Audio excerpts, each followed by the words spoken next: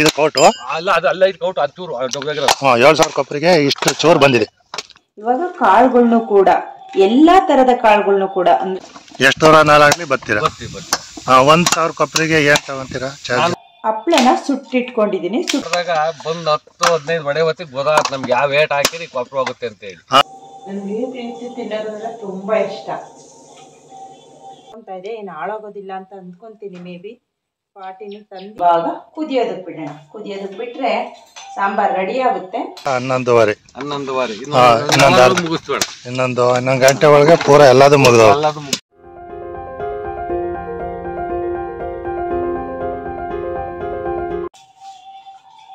ನಮಸ್ತೆ ಎಲ್ರಿಗೂ. ಎಲ್ರು ಹೇಗಿದ್ದೀರಾ? ನಾನು ಚೆನ್ನಾಗಿದ್ದೀನಿ, ನೀವು ಕೂಡ ಚೆನ್ನಾಗಿದ್ದೀರಲ್ವಾ? ಇವತ್ತು ಸಿಂಪಲ್ ಆಗಿ ಒಂದು ಡೈಲಿ ವ್ಲಾಗ್ಸ್ನ ನಿಮ್ಮ ಜೊತೆ ಶೇರ್ ಮಾಡ್ಕೊಳ್ಳೋಣ, ಅಂದರೆ ಡೈಲಿ ರೋಟೀನ್ನ ಅಂತ ಅಂದ್ಕೊಂಡಿದ್ದೀನಿ. ಟೈಮ್ ಬಂದು ಆಲ್ರೆಡಿ 11 ಗಂಟೆ ಆಗಿದೆ. ಇನ್ನೂ ಕೂಡ ತಿಂಡಿ ಆಗಿಲ್ಲ. ತಿಂಡಿ ಇವಾಗ ಹಾಕ್ಕೊಂಡಿದ್ದೀನಿ. ಮಧ್ಯಾಹ್ನ ಸಾಂಬಾರಿಗೆ ನಾನು ತೀಟೆಗೆಡ್ಡೆ ಸೊಪ್ಪು ಅನ್ನ ಬಳಸಿ ಹುಳಿಶೊಪ್ಪು ಮಾಡೋಣ ಅಂತೆಲ್ಲ ರೆಡಿ ಮಾಡ್ಕೊಂಡಿದ್ದೀನಿ. ಕಾಳು ಕೂಡ ನೆನೆಸಿಟ್ಟಿದ್ದೀನಿ.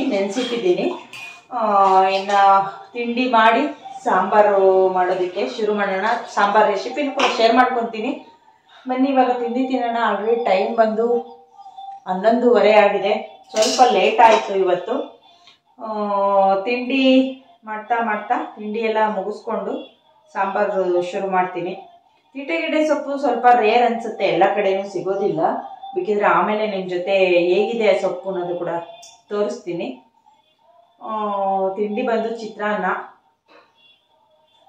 ಪೂಜೆ ಎಲ್ಲ ಆಗೋದು ಸ್ವಲ್ಪ ಲೇಟ್ ಆಯಿತು. ಇವಾಗ ತಿಂಡಿ ತಿಂದಮೇಲೆ ವ್ಲಾಗ್ ಶುರು ಮಾಡ್ತೀನಿ. ಅದಕ್ಕೂ ಮುಂಚೆ ದಯವಿಟ್ಟು ನನ್ನ ಯೂಟ್ಯೂಬ್ ಚಾನಲ್ಗೆ ಸಬ್ಸ್ಕ್ರೈಬ್ ಆಗಿ, ವಿಡಿಯೋ ಇಷ್ಟ ಆದರೆ ಒಂದು ಲೈಕ್ ಮಾಡಿ, ಹಾಗೆ ಫ್ರೆಂಡ್ಸ್ ಆ್ಯಂಡ್ ಫ್ಯಾಮಿಲಿ ಜೊತೆ ಶೇರ್ ಮಾಡಿ. ತಿಂಡಿ ಎಲ್ಲ ಮುಗಿಸಿದ ಮೇಲೆ 1 ಅವರ್ ವೆಯ್ಟ್ ಮಾಡಿದೆ. ಕರೆಂಟ್ ಕೂಡ ಹೋಗಿತ್ತು. ಕರೆಂಟ್ ಬರಲಿಲ್ಲ. ನೋಡೋಣ ಅಷ್ಟೊದ್ರೊಳಗೆ ಸಾಂಬಾರಿಗೆಲ್ಲ ಕುದಿಸಿ ರೆಡಿ ಮಾಡಿಕೊಂಡ್ರೆ ಬರ್ಬೋದು ಮೇ ಬಿ. ಬನ್ನಿ ಏನೇನೆಲ್ಲ ಇಂಗ್ರೀಡಿಯೆಂಟ್ಸ್ ಹಾಕ್ತೀನಿ ಹುಳಿಶೊಪ್ಪು ಮಾಡೋದಕ್ಕೆ. ಮಶೊಪ್ಪು ಅಲ್ಲ, ಹುಳಿಶೊಪ್ಪು. ಕೆಲವೊಂದು ಕಡೆ ಮೊಸೊಪ್ಪು ಹುಳಿಶೊಪ್ಪು ಏನು ಡಿಫ್ರೆಂಟ್ ಅಂತ ಗೊತ್ತಿಲ್ಲ. ನಮ್ಮ ಕಡೆ ಏನಂದರೆ ಮೊಸೊಪ್ಪಿಗೆ ಎಲ್ಲದನ್ನು ಕುಕ್ಕರ್ ಒಳಗಡೆನೆ, ಅಂದರೆ ಹುರ್ಗಾಡ್ ಪುಡಿ ಅಂದರೆ ಧನ್ಯಾದ ಪುಡಿ ಒಂದು ಬಿಟ್ಟು ಇನ್ನು ಉಳಿದಿದ್ನೆಲ್ಲ ನಾವು ಕುಕ್ಕರ್ಗೆ ಕುಕ್ಕರ್ಗೆ ಹಾಕಿ ಕೂಗಿಸ್ಬಿಡ್ತೀವಿ. ಮಶೊಪ್ಪಿಗೆ ಹೇಗೆ ಅಂತಂದರೆ ಮಶೊಪ್ಪಿಗೆ ಬೇರೆ, ಆಮೇಲೆ ಹುಳಿಶೊಪ್ಪಿಗೆ ಕಾಳುಗಳನ್ನೆಲ್ಲ ಹಾಕ್ತೀವಿ. ಉಂಡು ಕಾಳುಗಳನ್ನ ಎಲ್ಲ ಥರದ ಕಾಳುಗಳನ್ನ ಕೂಡ ನೆನೆಸಿ ಹಾಕ್ತೀವಿ. ಆದರೆ ಮಶೊಪ್ಪಿಗೆ ಬರೀ ಬೇಳೆ ಮಾತ್ರ ಹಾಕೋದು. ಬೇಳೆ ಜೊತೆ ಸಪ್ಪನ್ನು ಬೇಯಿಸ್ಬಿಟ್ಟು ನಂತರ ಸಪ್ಪು ಬಸ್ಕೊಂಡು ರುಬ್ಬಿ ಒಗ್ಗರಣೆ ಹಾಕ್ತೀವಿ. ಇದು ಎಲ್ಲ ಐಟಮ್ಗಳನ್ನ ಕೂಡ ಇದ್ರೊಳಗಡೆ ಹಾಕಿ ಮಾಡ್ತೀವಿ. ಬನ್ನಿ ಏನೇನು ಐಟಮ್ ಅಂತ ನೋಡ್ತಾನೆ ಹಾಕ್ತಾನೆ ತೋರಿಸ್ಬಿಡ್ತೀವಿ. ಈ ಸೊಪ್ಪು ಕಾಣಿಸೋದು ರೇರು. ನಮ್ಮ ತೋಟದಲ್ಲಿ ಪ್ರತಿ ವರ್ಷವೂ ಕೂಡ ಮಳೆಗಾಲದಲ್ಲಿ ಚೆನ್ನಾಗಿ, ಅಂದರೆ ಮಳೆಗಾಲದಲ್ಲೇ ಜಾಸ್ತಿ, ಬೇಸಿಗೆ ಕಾಲದಲ್ಲಿ ಯಾಕಂತಂದರೆ ಡ್ರಿಪ್ ಇರೋದ್ರಿಂದ ಅಡಿಕೆ ಗಿಡದ ಬುಡದಲ್ಲಿ ಮಾತ್ರ ನೀರು ನೆನೆಯುತ್ತೆ, ಅದರಿಂದ ಅಷ್ಟುತ್ತಲ್ಲ. ಪ್ರತಿ ವರ್ಷ ಮಳೆಗಾಲದಲ್ಲೂ ಕೂಡ ಈ ಸೊಪ್ಪು ನಾವು ಎಷ್ಟೇ ಔಷಧಿ ಹೊಡೆದ್ವಿ, ಉಳುಮೆ ಮಾಡಿದ್ರೂ ಕೂಡ ಹಾಳಾಗಿಲ್ಲ, ಅಷ್ಟು ಚೆನ್ನಾಗಿ ಬರ್ತಲೇ ಇರುತ್ತೆ. ಈ ವರ್ಷವೂ ಕೂಡ ನೋಡಿ ಚೆನ್ನಾಗಿ ಬಂದಿತ್ತು, ಅದರಿಂದ ತೊಗೊಂಬಂದಿದ್ದೆ. ಯಾರಾದರೂ ಕೂಡ ಈ ಥರ ಸೊಪ್ಪಲ್ಲಿ ಡೌಟ್ ಇದ್ದರೆ ನಿಜವಾಗ್ಲೂ ಈ ಸೊಪ್ಪಲ್ಲಿ ಸಾಂಬಾರು ತುಂಬ ಚೆನ್ನಾಗಿರುತ್ತೆ, ಹಾಗೆ ಒಳ್ಳೆಯದು ಕೂಡ. ಇವಾಗ ಇದನ್ನೇನು ಹಚ್ಚೋದೆಲ್ಲ ಬೇಕಾಗೋದಿಲ್ಲ, ಚೆನ್ನಾಗಿ ಬೇಯುತ್ತೆ. ಈಗ ಅದನ್ನು ಕುಕ್ಕರ್ಗೆ ಹಾಕಿ ಈಗ ಏನೇನು ಇಂಗ್ರೀಡಿಯೆಂಟ್ಸ್ ಹಾಕೋದು ಉಳಿದಿದ್ದು ಅಂತ ನೋಡೋಣ. ನೋಡಿ ಇವಾಗ ಸೊಪ್ಪನ್ನೆಲ್ಲ ನೀಟಾಗಿ ತೊಳೆದು ಕುಕ್ಕರ್ಗೆ ಹಾಕಿದ್ದೀನಿ. ಇವಾಗ ಕಾಳುಗಳ್ನು ಕೂಡ ಎಲ್ಲ ಥರದ ಕಾಳುಗಳ್ನು ಕೂಡ, ಅಂದರೆ ಅವರೆಕಾಳು, ತೊಗರಿಕಾಳು, ಕರಮಣೆ ಕಾಳು, ಬಟಾಣಿ, ಕಡಲೆಕಾಳು, ಬೇಳೆನೂ ಕೂಡ ನೆನೆಸೋದೇನು ಬೇಕಾಗೋದಿಲ್ಲ. ನಾನೊಂದು 10 ನಿಮಿಷ ಕ್ಲೀನ್ ತೊಳೆದಂಗೂ ಆಗುತ್ತೆ ಅಂತ ಸುಮ್ಮನೆ ಹಾಕ್ತಾ ಇದ್ದೀನಿ ಅಷ್ಟೇ. ಈ ಥರದ ಎಲ್ಲ ಕಾಳುಗಳ್ನು ಕೂಡ ನಾವು ಹುಳಿಶೊಪ್ಪಿಗೆ ಹಾಕ್ಕೊಬೇಕು. ನಾವು ಮಶೊಪ್ಪಿಗೆ ಮಾತ್ರ ಬರೀ ಬೇಳೆ ಹಾಕೋದು, ಹುಳಿಶೊಪ್ಪಿಗೆ ಖಂಡಿತವಾಗ್ಲೂ ಇದೇ ಥರ ಎಲ್ಲ ಕಾಳುಗಳ್ನು ಕೂಡ ನೆನೆಸಿ ಹಾಕ್ಕೊತೀವಿ. ಹಾಗೆ ಅದ್ರ ಜೊತೆ ಮೊಳಕೆ ಹುಳಿ ಕಾಳನ್ನ ಸೇರಿಸೋದ್ರಂತೂ ಸಾಂಬಾರು ಅದ್ಭುತವಾಗಿರುತ್ತೆ. ಯಾಕೆಂದರೆ ಮೊಳಕೆ ಕಾಳು ಎಲ್ಲ ಸಾಂಬಾರಿಗೂ ಟೇಸ್ಟ್ ಕೊಡುತ್ತೆ ಅಂತ ನಮಗೆ ಗೊತ್ತೇ ಇದೆ. ಸ್ವಲ್ಪ ಮೊಳಕೆ ಹುಳಿ ಕಾಳನ್ನು ಹಾಕಿ ಇನ್ನು ಇಂಗ್ರೀಡಿಯೆಂಟ್ಸ್ ಏನೇನು ಸೇರಿಸೋದು ಅದಕ್ಕೆ ನಾವೆಲ್ಲ, ಇನ್ನು ಧನಿಯಾದ ಪುಡಿ ಒಂದು ಬಿಟ್ಟು ಇನ್ನು ಎಲ್ಲ ಐಟಮ್ನು ಕೂಡ ಇದರೊಳಗಡೆನೆ ಹಾಕೋದು. ನೋಡಿ ಹಪ್ಳನ ಸುಟ್ಟಿಟ್ಕೊಂಡಿದ್ದೀನಿ. ಸುಟ್ಟಿರ್ತಕ್ಕಂಥ ಹಪ್ಳನ ಹಾಕೋದು.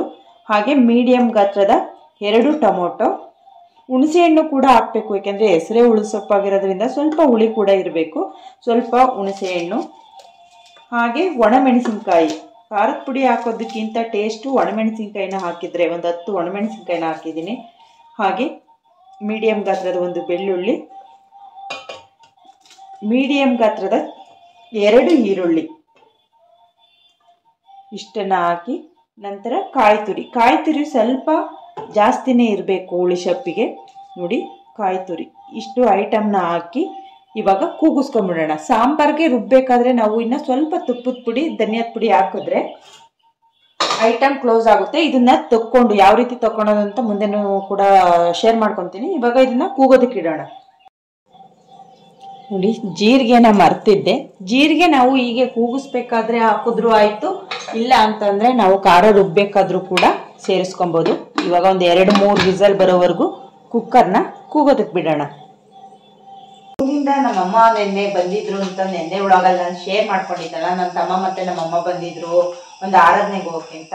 ಅವ್ರ ಊರಿಂದ ಬೆಲ್ವತ್ತಣ್ಣೆಲ್ಲ ತಂದಿದ್ರು. ಈ ಥರದ ಹಣ್ಣುಗಳೆಲ್ಲ ನಮ್ಮೂರಲ್ಲಿ ಸಿಗೋದಿಲ್ಲ, ಅಂದರೆ ಮರನೇ ಕಡಿಮೆ, ಎಲ್ಲೋ ಇರುತ್ತೆ, ನಾವು ಹೋಗಿ ತೊಗೊಂಬರೋದಿಲ್ಲ. ಅದರಿಂದ ನಮ್ಮಮ್ಮ ಅವ್ರು ಬಂದಿದ್ರಲ್ಲ, ಅವ್ರು ತೊಗೊಂಬಂದಿದ್ರು.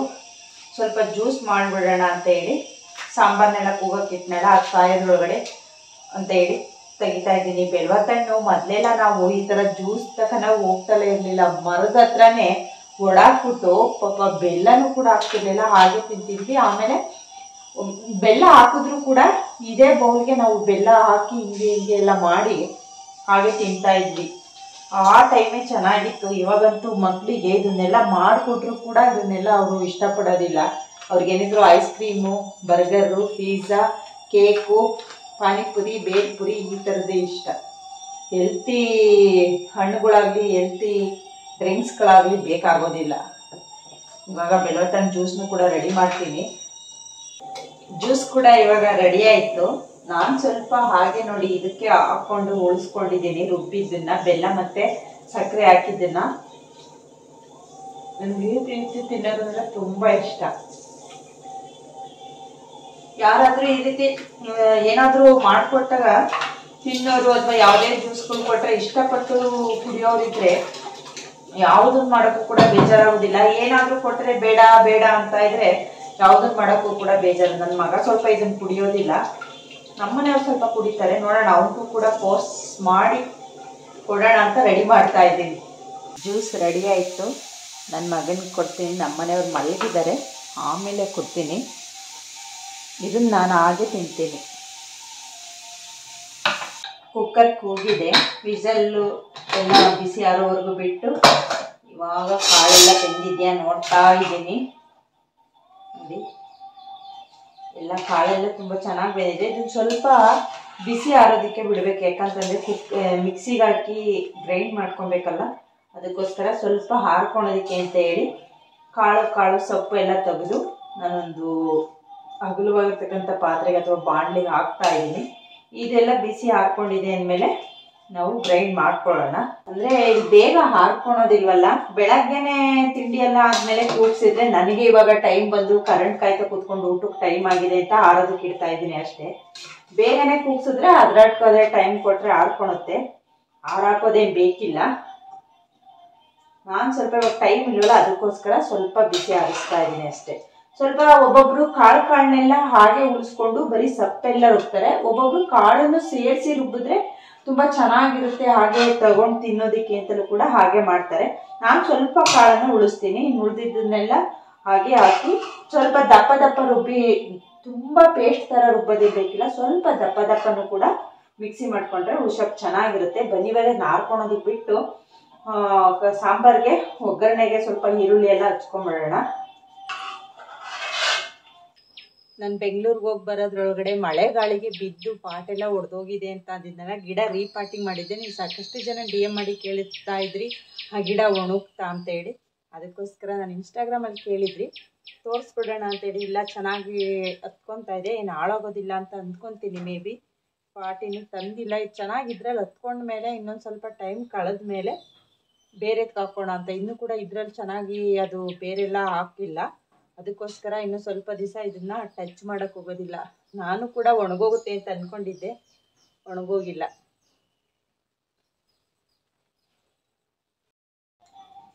ಈಗ ಸ್ವಲ್ಪ ಹಾರಿದೆ, ಆದರೆ ಕರೆಂಟ್ ಎಲ್ಲಿ ಹೋಗುತ್ತೋ ಅಂತ ಭಯ. ಬೇಗನೆ ಒಂಚೂರು ರುಬ್ಕೊಂಬಿಡೋಣ. ಇದಕ್ಕೀಗ ಸ್ವಲ್ಪ ಅರಿಶಿಣ ಅಂದರೆ ಒಂದು ಅರ್ಧ ಚಿಕ್ಕ ಸ್ಪೂನಲ್ಲಿ ಚಿಟಿಕೆ ಅಥವಾ ಅರ್ಧ ಸ್ಪೂನಷ್ಟು ಅರಿಶಿಣ, ಒಂದು ಅರ್ಧ ಟೇಬಲ್ ಸ್ಪೂನ್ ಮೆಂತ್ಯದ ಪುಡಿ. ಅಂದರೆ ನೀವು ಸಾಕಷ್ಟು ಜನ ಕೇಳ್ತೀರಾ ಮೆಂತ್ಯದ ಪುಡಿ ತುಪ್ಪದ ಪುಡಿ ಅಂತ ಅಂದ್ಬಿಡ್ತೀನಿ ನಾನು. ತುಪ್ಪದ ಪುಡಿ ಅಂತಂದ್ರೆ ಏನು ಅಂತ ಇರ್ತೀರಾ. ತುಪ್ಪದ ಪುಡಿ ಅಂತ ಅಂದರೆ ಮೆಂತ್ಯನ ಹುರಿದು ಬಿಸಿ ಮಾಡಿರೋದು. ಇದು ಧನ್ಯದ ಪುಡಿ, ಒಂದು 3 ಸ್ಪೂನಷ್ಟು ಧನ್ಯದ ಪುಡಿ, ಹುರ್ಗಾಳ ಪುಡಿ. ಈಗ ಇದನ್ನು ಕೂಡ ನಾವು ರುಬ್ಬೋದಕ್ಕೆ ಹಾಕೋಣ. ಒಂದು ಸರಿ ಹಾಕಲ್ಲ, 2 ಟೈಮ್ಸು ರುಬ್ಬಣ. ನನಗೆ ಕರೆಂಟ್ ಹೋದರೆ ಅಂತ ಭಯ. ಕರೆಂಟ್ ಹೋದರೆ ಮತ್ತೆ ನಾನು ರೇಖಾರ್ ಮನೆ ಹತ್ರ ತೊಗೊಂಡು ಹೋಗ್ಬೇಕಾಗುತ್ತೆ UPSಗೆ. ಅದಕ್ಕೋಸ್ಕರ ನೋಡಿ, ಈ ಅಳತೆಯಲ್ಲಿ ನಾನಿವಾಗ ಪೇಸ್ಟ್ ಮಾಡಿದ್ದೀನಿ. ತುಂಬ ನುಣ್ಣಗೇನು ಮಾಡಿಲ್ಲ, ಸ್ವಲ್ಪ ದಪ್ಪನೇ ಇದೆ. ಇನ್ನು ಈ ರೀತಿ ಸಪ್ಪೆಸರಿತ್ತಲ್ಲ ಅದರೊಳಗಡೆನೂ ಕೂಡ ಸ್ವಲ್ಪ ಕಾಳು ನುಡಿಸಿದ್ದೀನಿ ನಾನು. ನೋಡಿ, ಈ ಥರ ಕಾಳು ಕೂಡ ಇರಲಿ ಅಂತ ಅದರೊಳಗಡೆ ಇವಾಗ ಸೇರಿಸೋಣ. ಅದನ್ನು ಕೂಡ ರುಬ್ಬಿಟ್ಟು ಸಾಂಬಾರು ಒಗ್ಗರಣೆ ಮಾಡೋಣ.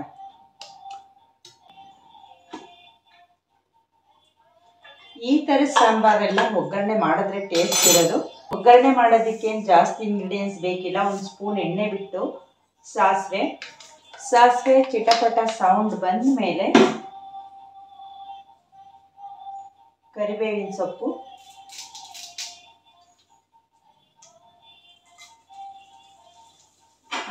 ಹಾಕಿ ಒಂದು ಸೆಕೆಂಡ್ ಕೈ ಆಡಿ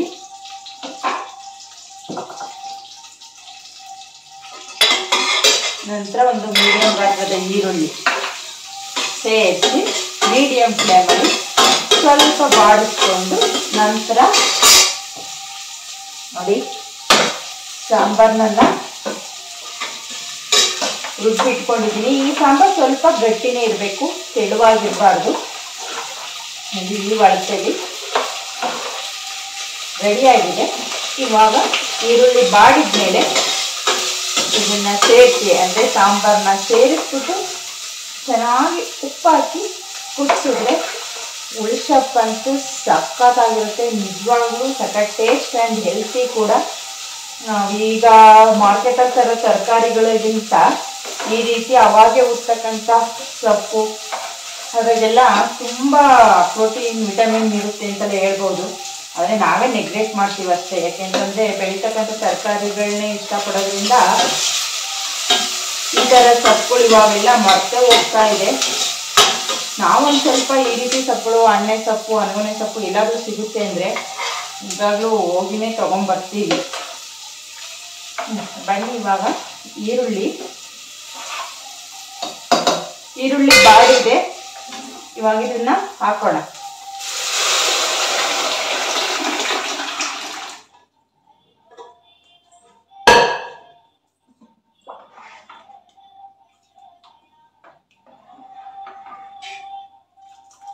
ಉಪ್ಪು ಹಾಕೋಣ, ರುಚಿಗೆ ತಕ್ಕಷ್ಟು ಉಪ್ಪು.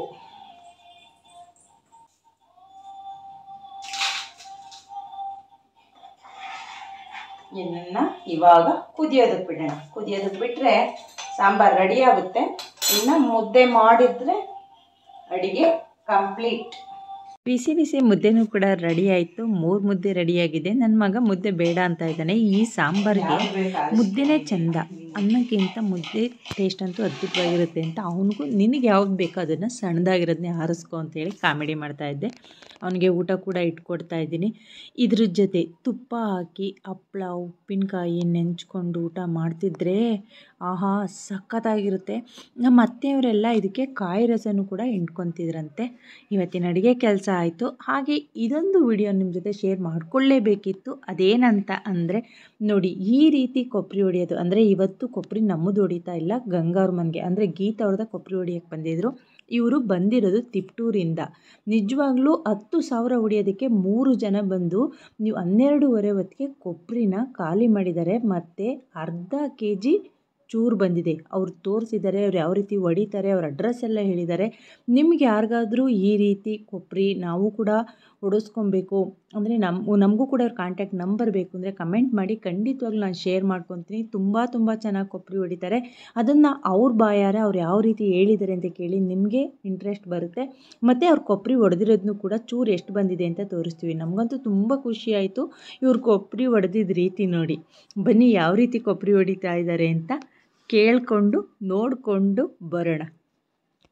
ಒಬ್ರು ಒಂದ್ ದಿನಕ್ಕೆ ಎಷ್ಟು ಸಾವಿರ ಹೊಡಿತೀರಾ? ಒಂದೇ ತಗೊಂಡು 4,000 ಹೊಡ್ಬೇಕು.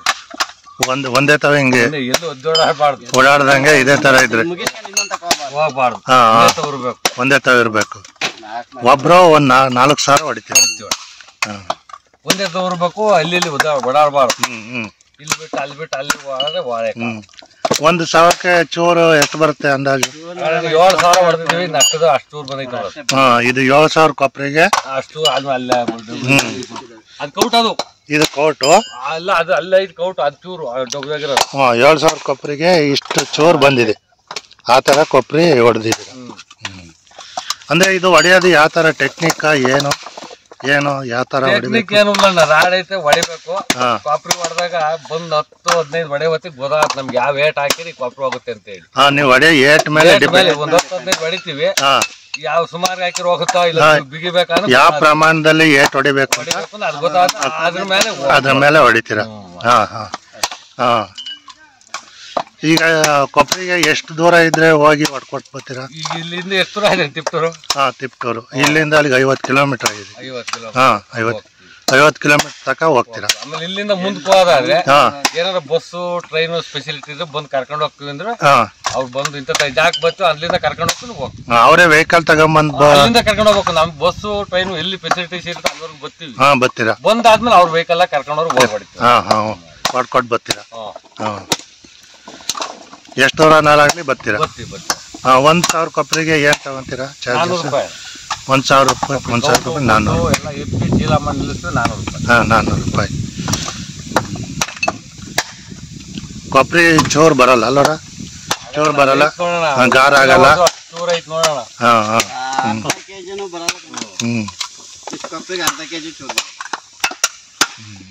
ಅಲ್ಲ ಬಂದ್ರು 1 kg 1-2 kg ಬರ್ಬೋದು. ತೀರ ಬರುತ್ತೆ ನಾಳೆ. ತೀರ ಕೊಬ್ಬರಿ ಫುಲ್ ಒಣಗಿರುತ್ತೆ. ಅವಾಗ ಮೇಟ್ಗೂ ತಡಿಲಿಲ್ಲ ಅದು ಅವಾಗ ಒಂದಿಷ್ಟು ಬಂದೆ ಅಂತ ಕೊಬ್ಬರಿಗಳು 2-2.5 ವರ್ಷ ಇಕ್ಕಿರ್ತಾರೆ. ಅವು ಏನ್ ಮಾಡಿದ್ರು ಅವಕ್ಕೆ ಏನ್ ಮಾಡ್ಬೇಕು ಅಂದ್ರೆ 1-2 ದಿನ ನೀರ್ ಹೊಡೆದಿರ್ಬೇಕು ಚೆನ್ನಾಗಿ. ಕೊಬ್ಬರಿಗೆ ನೀರ್ ಹಾಕಿರ್ಬೇಕು. 2 ವರ್ಷ ಆಗಿರೋ ಕೊಬ್ಬರಿಗೆ ಕೊಬ್ಬರಿ ಸ್ವಲ್ಪ ಎಪ್ಪಾಗಿರ್ಬೇಕು. ಹಂಗಿದ್ರು ಬತ್ತವೆ, ಹಂಗು ಒಂದೊಂದ್ ಸ್ವಲ್ಪ ಚೂರ್ ಆಗ್ಬಿಡ್ತಾರೆ. ಒಟ್ನಲ್ಲಿ ಕೊಬ್ಬರಿ ನೀವು ಹೊಡಿಯೋ ವಿಧಾನದ ಮೇಲೆ ಚೂರ್ ಆಗ್ದಂಗೆ ಹೊಡಿಬೇಕು. ಮೇನ್ ಅದೇ ಇರೋದು. ಹೆಂಗ್ ಬೇಕಂಗ್ ಕೆಚ್ಚಬಾರ್ದು. ತಿರ್ಕೊಂಡು ಕೊಬ್ಬರಿ ಚೆನ್ನಾಗ್ ಬರುತ್ತೆ. ಚೂರು ಏನಾರ ಆಯ್ತು ನೋಡಿ. ಅದೇ ನೋಡ್ದೆ ಒಂಚೂರು ಎಲ್ಲೂ ಗಾರ ಆಗಿಲ್ಲ. ಎಷ್ಟು ಚೆನ್ನಾಗಿ ಉಂಡೆ ಬಂದೈತೆ. ಹಂಗೆ ಎಲ್ಲ ತಲೂ ಹಿಂಗೆ ಊರಾಗ ಅವ್ರು 40,000 ಹೊಡೆದೋದು. 8 ಜನ ಬಂದದ್ದು ಅಣ್ಣ. ಸಾಯಂಕಾಲ 6 ಕೊಬ್ಬರಿಲ್ಲ 40,000 ಹೋಗ್ತದ್ದು. ಕಿಕ್ಕೇರಿ ತಕ ಹೋಯ್ದ್ವಿ ಅಣ್ಣ. ಕಿಕ್ಕೇರಿ ತಕ ಇಲ್ಲಿ ಮಾಗಡಿ ಹೋಯ್ದ್ವಿ. ಮಾಗಡಿ ಆಮೇಲೆ ಇಲ್ಲಿ ದವಾಸ್ಪೇಟೆ ತಕ ಹೋಗ್ಯವ್ರೆ. ನಾವು ಹೋಗಿಲ್ಲ, ನಮ್ಮ ಊರವ್ರು ಹೋಗ್ಯವ್ರೆ. ನೀವ್ ಎಷ್ಟು ಜನ ಟ್ರೂಪ್ ಇದ್ದೀರಾ ಎಲ್ಲ ಹೊಡಿಯೋದು? 8 ಜನ ಇದ್ವಿ ನಮ್ಮ ಗ್ರೂಪ್ ಆಗಿ. ನಿಮ್ ಗ್ರೂಪ್ ಅಲ್ಲಿ 8 ಜನ. ನಿಮ್ಮೂರಲ್ಲಿ ಎಲ್ಲಾರು ಇದೇ ಬದುಕು ಮಾಡ್ತಾರ? ಮಾಡ್ತಾರಣ್ಣ ಕೆಲವರು. ಅವ್ರ ಇಷ್ಟ ಯಾವ ಊರಾಗುತ್ತೋ ಹೋಗ್ತಾ ಇರ್ತಾರೆ. ಒಂದೊಂದ್ ಗ್ರೂಪ್ ಆಗಿ 8, 6, 7, 8 ಜನ ಇರ್ತಾರೆ. ಇಷ್ಟು ನಮ್ ಕೆಲಸ ಏನು, ಈಗ ಹೊಡಿತೀವಿ, ತುಂಬ್ತೀವಿ, ಇದೆಪ್ತೀವಿ, ಅದೆಪ್ತೀವಿ. ಎಬ್ಬಿಟ್ಟು ಚೀಲ ನಿಲ್ಸ್ಬಿಟ್ಟು ನಮ್ ಕೆಲಸ ಮುಗಿತಾರೆ. ಸರಿ. ಯಾಕೂ ಕರೆಯಲ್ಲ, ಚೀಲ ಕೊಟ್ಬಿಟ್ರೆ ನಮ್ ಚೀಟಿ ನಾವು ನಿಮ್ ಕೆಲಸ ನೀವು ಮುಗಿಸ್ಕೊಂಡು ನೀವು ಹೋಗ್ತಾ ಇರ್ತೀವಿ.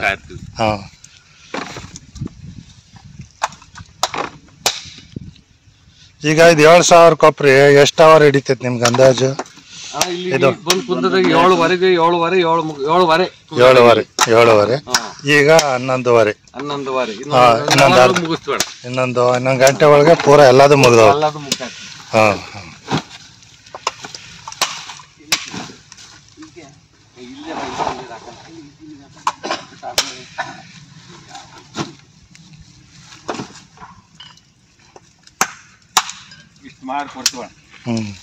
ಈಗ ನೀವು 7,000 ಕೊಬ್ಬರಿ 3 ಜನಕ್ಕೆ ಮಧ್ಯಾಹ್ನಕ್ಕೆ ಸಾಲದೆ ಬಂದೈತಿ. ಸಾಲದೆ ಬರುತ್ತೆ.